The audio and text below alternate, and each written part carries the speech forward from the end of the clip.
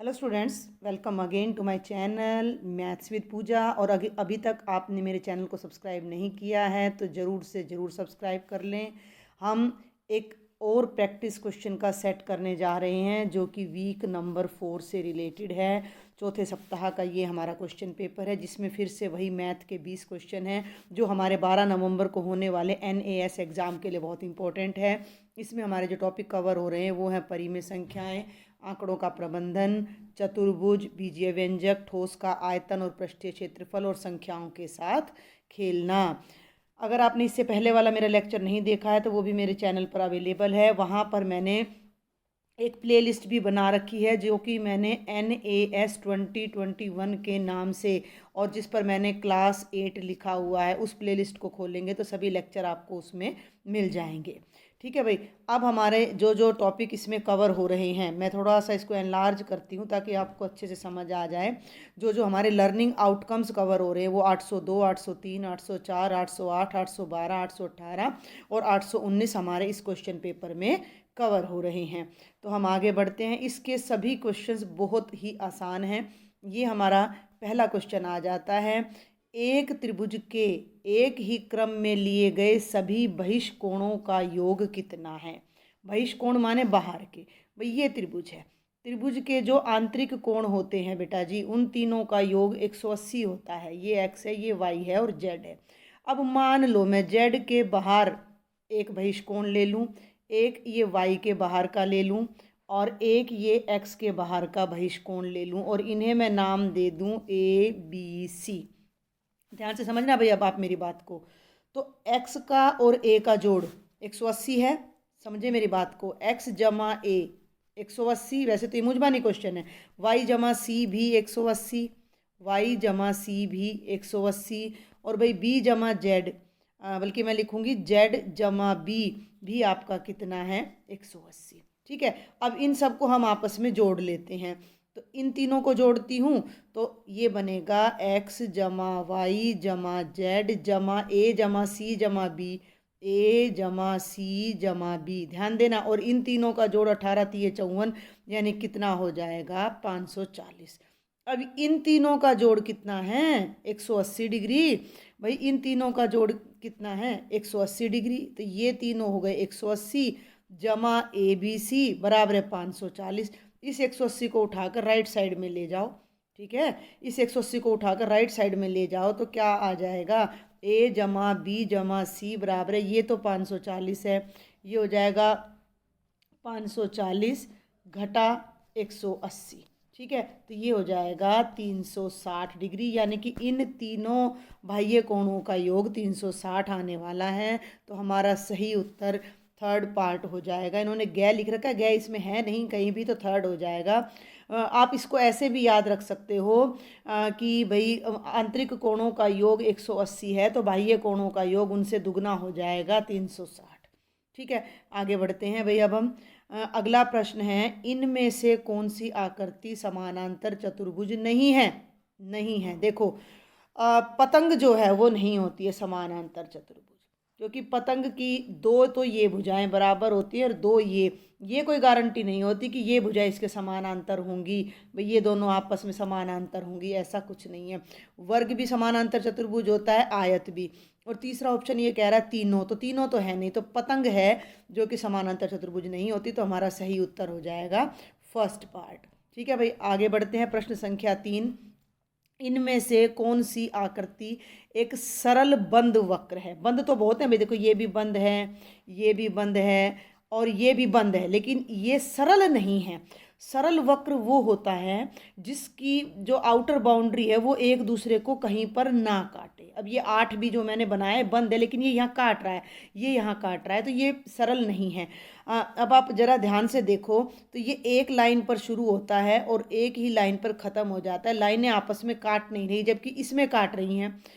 आगे देखते हैं काट रही हैं या नहीं। तीसरे ऑप्शन में ये तो बंद है ही नहीं भाई, बंद है ही नहीं। तीसरा ऑप्शन तो बंद है ही नहीं, ये तो देखो खुला पड़ा है, सारा एरिया खुला है ऊपर की तरफ। और चौथा भी बंद नहीं है क्योंकि यहाँ पर खुला हुआ है। ठीक है। तो अब हम अगर इसको ध्यान से देखें तो हमारा जो सही उत्तर आता है, बंद तो हमारे पास दो वक्र हैं लेकिन ये सरल नहीं है, ये सरल है, तो हमारा सही उत्तर हो जाएगा ऑप्शन नंबर 1। ठीक है, तीसरे क्वेश्चन का सही उत्तर हो जाएगा ऑप्शन नंबर 1। चौथा क्वेश्चन देखते हैं, इनमें से कौन सा वक्र बहुभुज है? बहुभुज मीन्स जिसकी कई भुजाएं हों और वो भुजाएं एक दूसरे को कहीं ना काटें, बस एजिज पर मिले। जैसे ये हो गया आपका पंचभुज, ऐसे ही ये आपका हो गया त्रिभुज, चतुर्भुज, ये त्रिभुज, ये चतुर्भुज, ये पंचभुज, ऐसे ही आपका हो जाएगा भाई षटभुज। तो अब ये हमें देखना है कि ये कोई भुज नहीं है, बहुभुज नहीं है ये, और वृत्त तो बहुभुज होता ही नहीं क्योंकि इसकी कोई भुजा ही नहीं होती, इसकी केवल परिधि होती है। तो ये दोनों ऑप्शंस तो हो गए कैंसिल। आगे बढ़ते हैं भाई, आगे देखते हैं, दो ऑप्शंस और रह जाते हैं हमारे। ये भी बहुभुज नहीं है क्योंकि ये ओपन कर्व है, अगर ये यहाँ तक ये हिस्सा नहीं होता ना तो त्रिभुज हो जाता, तो ये है बहुभुज। चौथा देखो, 1 2 3 4 चतुर्भुज है ये, तो ये हमारा सही आंसर है ऑप्शन नंबर 4, ये हमारा बहुभुज है। आगे बढ़ते हैं, प्रश्न संख्या 5। प्रश्न संख्या 5, n भुजाओं वाले बहुभुज में विकर्णों की संख्या कितनी होती है? ये मैं आपको थोड़ा सा प्रैक्टिकल करके बताती हूँ। ये मैंने ले लिया त्रिभुज, त्रिभुज की कितनी भुजाएं होती है? 3, यानी n का मान हो गया 3। इसमें कोई विकर्ण नहीं होता, ठीक है, कोई विकर्ण नहीं होता। त्रिभुज के जो विकर्ण होते हैं उनकी संख्या होती है 0, 3 भुजाओं का कोई विकर्ण नहीं होता। अब मैं बात करूं चतुर्भुज की, तो चतुर्भुज की भुजाएं होती हैं 4, विकर्ण क्या होते हैं? मान लो इस चतुर्भुज का नाम ABCD है, तो सम्मुख शीर्षों को A को C से मिलाया, एक विकर्ण बन गया, B को D से मिलाया, एक विकर्ण बन गया। तो इन दोनों विकर्णों, 2 विकर्ण आ गए हमारे। तो ध्यान दें कि जितनी भुजाएं होती हैं 4 ब्रैकेट 4 घटा 3/2, 2 दूनी 4 और 4 में से 3 गया 1, तो 2 गुणा 1 यानी 2 विकर्ण। तो ये हमारा फॉर्मूला है, वैसे ये डायरेक्ट, तो आपको ये डायरेक्ट याद रखना है कि अगर किसी भी बहुभुज में n भुजाएं हैं तो उसके इतने विकर्ण होते हैं, n × n-3/2, ये आपने याद रखना है। अब हम चलते हैं प्रश्न संख्या 6 के ऊपर। इनमें से कौन सा बहुभुज समबाहुभुज नहीं है? अब भाई मुझे ना ये प्रश्न यहाँ जो इसका आंसर है ठीक नहीं लगा। सबसे पहली बात चल रही है वर्ग की, तो वर्ग की चारों भुजाएं समान होती हैं तो समबाहुभुज हो गया। दूसरी बात चल रही है समचतुर्भुज की, तो बेटा जी समचतुर्भुज की भी चारों भुजाएं समान होती हैं तो वो भी समबाहुभुज हो गया। नहीं, ये भी हो गया, ये भी। समबाहु त्रिभुज की भी तीनों भुजाएं बराबर होती है और बहुभुज ये भी होता है, तो ये भी तीनों भुजाएं बराबर आ गई। तो मेरे हिसाब से इसका उत्तर आएगा ऑप्शन नंबर 4, ये उत्तर इसका गलत है। ऊपर दी गई तीनों आकृतियां समबाहुभुज हैं। क्लियर है, बात समझ में आ रही है? तो ये कह रहा है कि कौन सी आकृति समबाहुभुज नहीं है, या तो इसको यहाँ कुछ और लिखना था अगर इसको आंसर देना था। तो आप क्लियर देख सकते हो कि तीनों ही आकृतियां समबाहुभुज हैं। ये तो बहुत ही आसान प्रश्न है। अब ये यहाँ पर प्रश्न संख्या 7 तो यहाँ लिख रखी है और इसकी जो राशि है वो थोड़ा नीचे दे रखी है।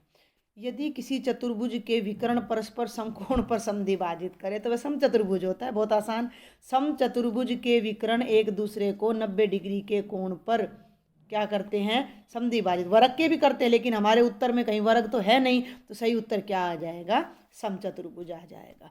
और आगे बढ़ते हैं। एक वर्ग ABCD में विकर्ण बिंदु O पर मिलते हैं, वर्ग बना लेते हैं। वर्ग क्या होता है? चारों भुजाएं समान और चारों कोण 90 डिग्री के। वर्ग का नाम है ABCD। विकर्ण कौन सा बना? अभी मैंने बताया विपरीत शीर्षों को मिला लो। तो बेटा A को तो C से मिलाया, A को तो C से मिलाया, B को D से मिलाया, तो ये O पर ये विकर्ण काट रहे हैं। AOB, ये है भैया त्रिभुज AOB। अब हमें बनाना है त्रिभुज AOB। तो ये कहता है कि ये कैसा त्रिभुज है? ठीक है, ये कैसा त्रिभुज है? अभी अभी मैंने पिछले प्रश्न में भी आपको बताया था कि वर्ग के जो विकर्ण हैं एक दूसरे को 90 डिग्री के कोण पर काटते हैं, तो ये इसके बराबर है। यानी AO और BO, एक मिनट में रंग चेंज करती हूँ भाई, AO और BO दोनों बराबर हैं। तो और ये वाला कोण हमारा कितना है? 90 डिग्री का है। तो ये समद्विबाहु हो गया और समकोण त्रिभुज हो गया। समकोण क्यों हो गया? क्योंकि विकर्ण 90 पर काटते हैं और एक दूसरे को समद्विभाजित करते हैं। वैसे भी वर्ग के दोनों विकर्णों की लंबाई बराबर होती है तो उनका आधा भी बराबर होगा। तो ये समद्विबाहु समकोण त्रिभुज हमारा सही उत्तर आ जाएगा। आगे बढ़ते हैं भाई प्रश्न संख्या 9 पर। प्रश्न संख्या 9 बहुत ही आसान पेपर है ये। निम्न में कौन सा कथन सत्य नहीं है? नहीं है बताना है। प्रत्येक आयत एक समानांतर चतुर्भुज होता है। बिल्कुल होता है भाई, ये तो सत्य है, क्योंकि आयत के आमने सामने की भुजाएं बराबर भी होती है और समानांतर भी। तो ये कथन तो सत्य है, ये कथन तो सत्य है। हमने तो वो कथन बताना जो सत्य नहीं है। आगे आ जाओ। प्रत्येक समचतुर्भुज एक पतंग होता है। पतंग क्या होता है? पतंग होता है जिसकी ये दोनों भुजाएं बराबर हों और ये दोनों भुजाएं बराबर हों। और समचतुर्भुज क्या होता है? जिसकी चारों भुजाएं। तो क्या समचतुर्भुज पतंग के नियम पे लागू नहीं होता? ये दोनों भी बराबर है और ये दोनों भी, तो हर समचतुर्भुज एक पतंग हो गया। तो ये भी सत्य हो गया। तीसरे पे आ जाओ भाई। प्रत्येक समानांतर चतुर्भुज एक समलंब होता है। ध्यान से देखें, प्रत्येक समानांतर चतुर्भुज, भाई समानांतर चतुर्भुज की तो आमने सामने की भुजाएं समानांतर होती हैं और समलंब का एक पेयर समानांतर होना चाहिए, ये कंडीशन होती है। तो एक पेयर यहाँ पैरेलल हो तो गया, एक पेयर समानांतर हो तो गया, तो समानांतर चतुर्भुज ने समलंब की शर्त को पूरा कर दिया। तो ये वाला कथन भी हमारा क्या हो जाता है? सत्य। ये भी ट्रू है, ये भी ट्रू है, ये भी ट्रू है। चौथे को ध्यान से पढ़ो। प्रत्येक पतंग एक समानांतर चतुर्भुज होता है, नहीं होता है। अभी लास्ट क्वेश्चन में भी मैंने आपको बताया है कि पतंग की भुजाएं समानांतर नहीं होती हैं। तो ये कथन हमारा फॉल्स है और हमने वही उत्तर बताना है जो सत्य नहीं है, जो फॉल्स है। तो प्रश्न संख्या 9 का उत्तर हमारा हो जाएगा घ भाग। आगे बढ़ते हैं भैया। अब हम प्रश्न संख्या 10 पर। बहुत ही आसान। किसी चतुर्भुज के 3 कोणों में से प्रत्येक कोण 75 डिग्री का है, तो चौथा कोण क्या होगा? अरे ये चतुर्भुज है, ये भी 75, ये भी 75, ये भी 75, तो चौथा कोण निकालना है। इन तीनों को जोड़ के 360 में से घटा दो। क्यों घटा दो? क्योंकि भाई चतुर्भुज के चारों कोणों का योग कितना होता है? 360। 3 कोण 75 डिग्री के हैं, तो 360 घटा 3 बार 75 को जोड़ दो। तो ये आ गया 360 घटा 3 5 15, 3 7 21 और 1 22। 360 में से 225 को घटा दो तो ये आ जाएगा 10 में से 5 गए 5, और भाई 10 में से 5 गए 5, और 5 में से 2 गए 3, और 3 में से 2 गए 1। समझे आप मेरी बात को कि उसके जो 3 कोण हैं वो 75 के हैं, तो उन तीनों का जोड़ आ गया 75 75 75, यानी कि 225। चारों का योग कितना होता है? 360। 360 में से 225 घटाओ तो 135 आ जाएगा चौथा कोण, जो कि ऑप्शन नंबर ख है। तो बिल्कुल आसान क्वेश्चन। आगे बढ़ते हैं। निम्न में किसके लिए सभी कोण बराबर होते हैं? तो आयत के होते हैं। बिल्कुल मूंजबानी क्वेश्चन, क्योंकि आयत के चारों कोण 90 डिग्री के होते हैं। और आगे बढ़ते हैं। प्रश्न संख्या 12। -7 PQ और 2 PQ का योग। -7 PQ जमा 2 PQ। जिन बच्चों को ना समझ आए, PQ को कोई चीज़ मान लो, कोई टॉफ़ी मान लो, कोई पेन मान लो, तो ये हो गया -7 पेन जमा 2 पेन। दोनों चिन्ह अगर विपरीत हों तो हमारी राशियां घट जाती हैं। तो 7 में से 2 घटाएंगे तो 5 पेन बचेंगे, और चिन्ह हमेशा बड़ी राशि का लगता है, तो -5 पेन, यानी कि ये आ जाएगा -5 PQ। बेहद ही आसान प्रश्न है। -7 और जमा का 2, -7 और जमा का 2, -5, और दोनों के पीछे PQ है, तो ये आ जाएगा -5 PQ। प्रश्न संख्या 13। कौन सा एक द्विपद है? देखिए कितना आसान है।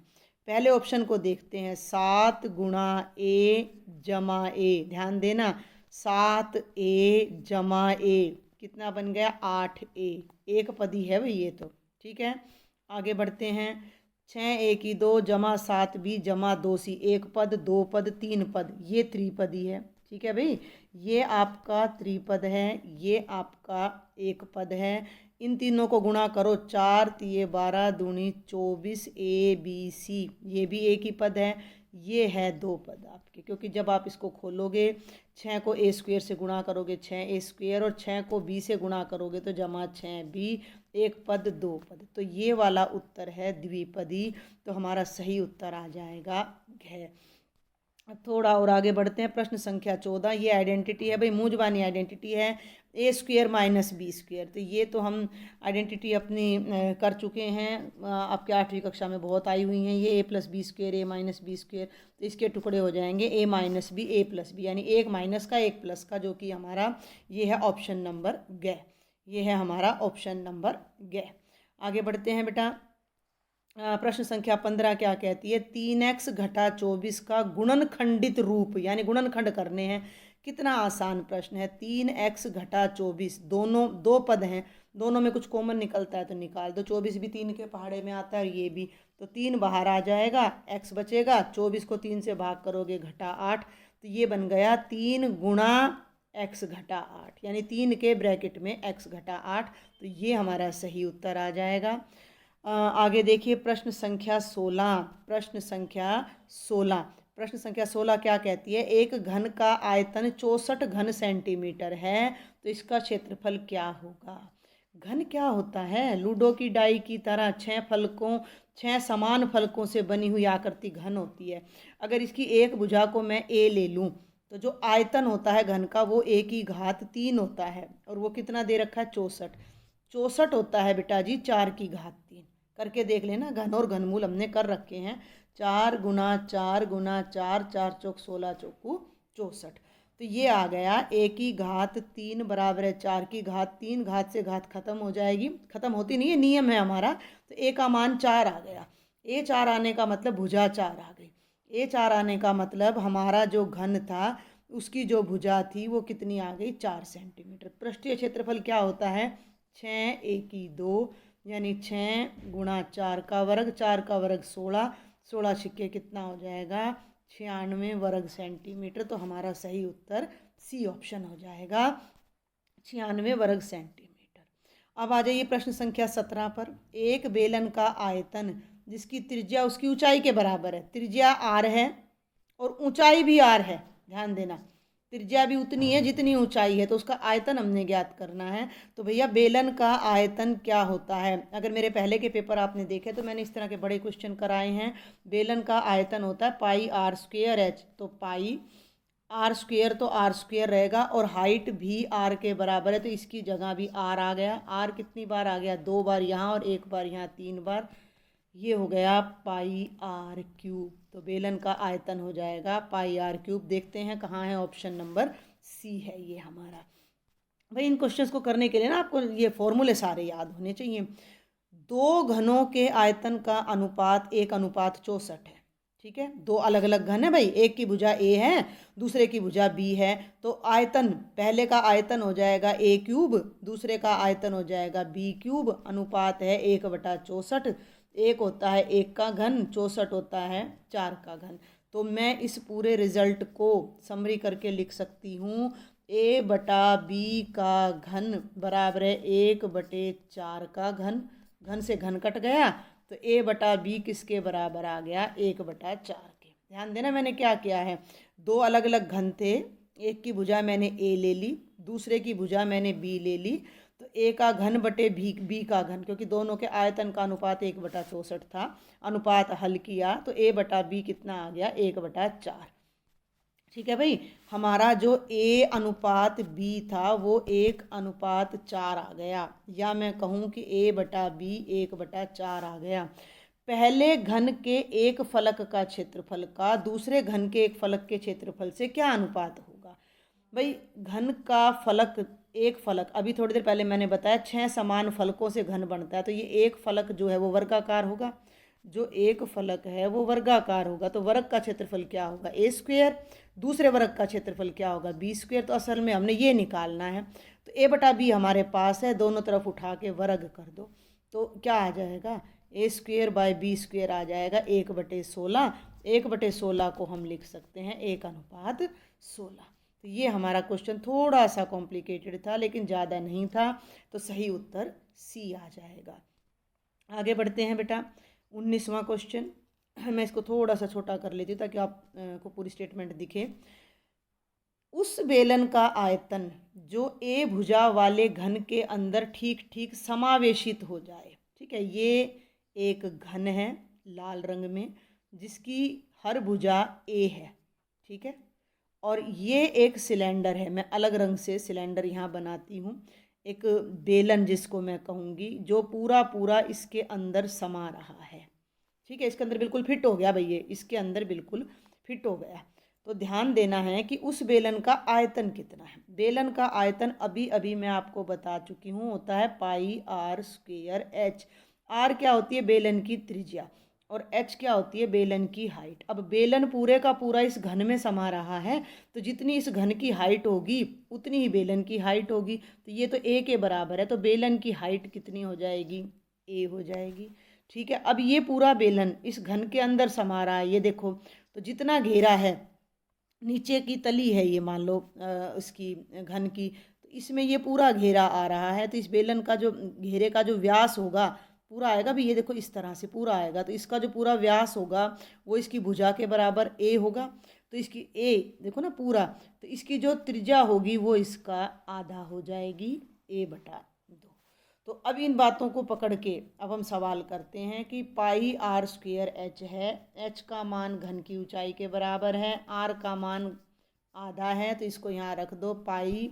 उत्तर में देख लो ए आ रहा है, तो आर की जगह तो लगा दिया ए बटे 2 का वर्ग, और एच की जगह लगा दिया ए।